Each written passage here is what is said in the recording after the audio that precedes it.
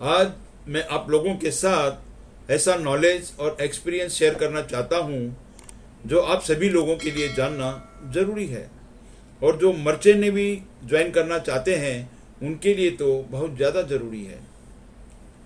Indian navy में जब कोई ज्वाइन करता है तो उसे वहाँ पर एक प्राइड फील होता है, एक गर्व महसूस होता है कि वो देश के लिए कुछ कर रहा है। जबकि मर्चेंट नेवी के एक प्राइवेट ऑर्गेनाइजेशन होने के कारण ऐसी कोई भी फीलिंग नदारद होती है। इंडियन नेवी की जॉब परमानेंट होती है, इसीलिए उसकी सैलरी भी कंटिन्यू मिलती रहती है। लेकिन मर्चेंट नेवी में कॉन्ट्रैक्ट बेस पर जॉब होती है, यानी जब तक आप शिप पर हैं आपको सैलरी मिलती रहेगी, और एक बार आप शिप से उतर गए तो सैलरी भी मिलनी बंद हो जाएगी, और कोई इश्यू होने पर आपकी सैलरी रोक भी दी जाती है। अगर यूनियन भी बीच बचाव करती है उसके बावजूद आपको पूरी सैलरी क्लियर नहीं हो पाती है। ये मैं अपने एक्सपीरियंस के बेस पर बोल रहा हूँ। Even if you are not so skilled but your job is permanent in Indian navy, और वहाँ पर सारी सुविधाएं सबको एक समान रूप से मिलती हैं। बस एक फ़र्क होता है कि जो आउटस्टैंडिंग होता है उसको प्रमोशन थोड़ा दूसरों से जल्दी मिल जाता है।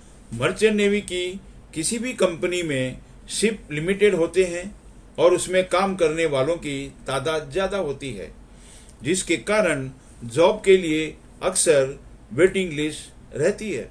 लेकिन वहाँ पर पॉलिटिक्स और चमचागिरी होने के कारण उन्हीं लोगों को प्रेफरेंस मिलता है जो इसमें माहिर होते हैं। Merchant navy demand and supply base पर काम करती है। अगर उनको आपकी ज़रूरत है तो आपको फ़ोन कर करके इतनी खुशामद करते हैं कि आप जो है ज्वाइन करने के लिए मजबूर हो जाते हैं, भले ही आपका कोई घर में काम अटका पड़ा हो। लेकिन जब आपको जॉब की ज़रूरत होती है तो वे लोग बहाने बनाते रहेंगे, लेकिन आपको जॉब नहीं देंगे।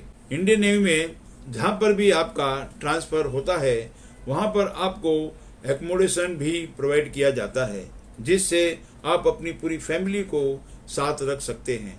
बच्चों की एजुकेशन के लिए केंद्रीय विद्यालय होते हैं जहाँ पर आपको फ्री में एजुकेशन दी जाती है। यह सुविधा आपको मर्चेंट नेवी में देखने को नहीं मिलती है। और इंडियन नेवल शिप जो है कंस्ट्रक्शन वाइज ज़्यादा सेफर होते हैं। उनका कंस्ट्रक्शन इस बेस पर होता है कि डैमेज हालत में भी उनकी स्टेबिलिटी और सेफ्टी लॉस ना हो। लेकिन मर्चेंट शिप का कंस्ट्रक्शन इस बेस पर किया जाता है कि वो ज़्यादा से ज़्यादा कार्गो कैरी कर सके, जिसके कारण सेफ्टी मेजर्स होने के बावजूद जब कोई प्रॉब्लम आती है तो हालात बहुत नाजुक हो जाते हैं। मर्चेंट शिप में कार्गो के लिए जो हॉलो पोर्शन ज़्यादा होता है, उसके कारण जब कभी एक्सीडेंट होता है तो अक्सर या तो उनकी स्टेबिलिटी खराब हो जाती है और कभी कभी तो वो टूट भी जाते हैं। ज़्यादातर merchant ship accident human error के कारण ही होते हैं, क्योंकि number of persons on board और वर्कलोड में कोई तालमेल नहीं है।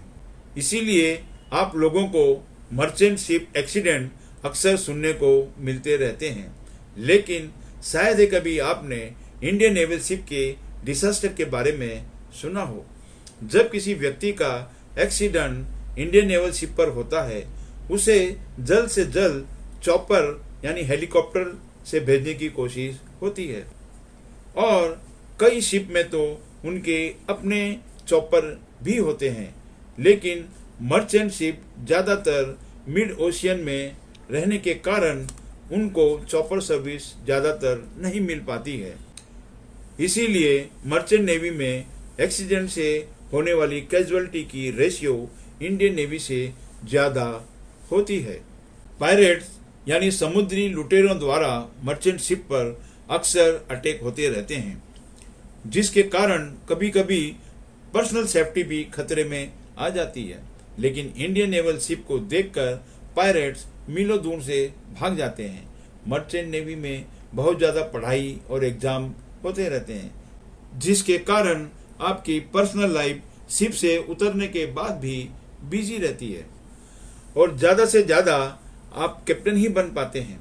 इतनी मेहनत करने के बाद भी आप कैप्टन से आगे नहीं जा पाते हैं।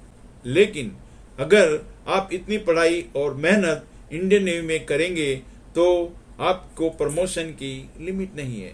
आपको पता नहीं आपको कहाँ तक जो है प्रमोशन मिल सकता है।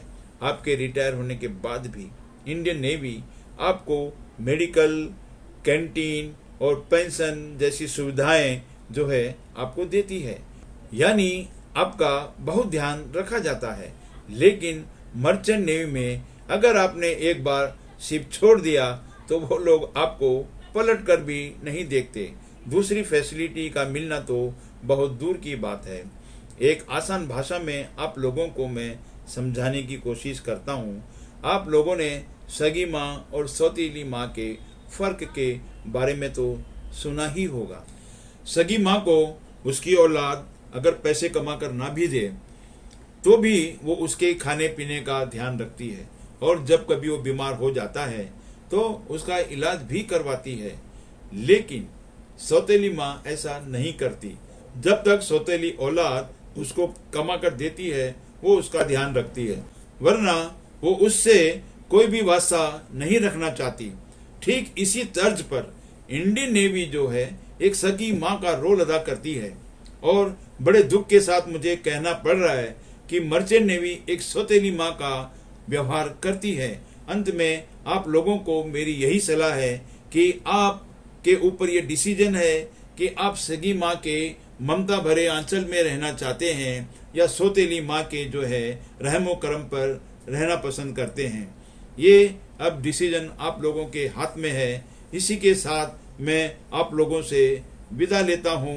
अगर किसी को मेरा ये वीडियो पसंद आया है तो इसे सब्सक्राइब करें, लाइक करें, कमेंट करें और शेयर करना ना भूलें। जय हिंद।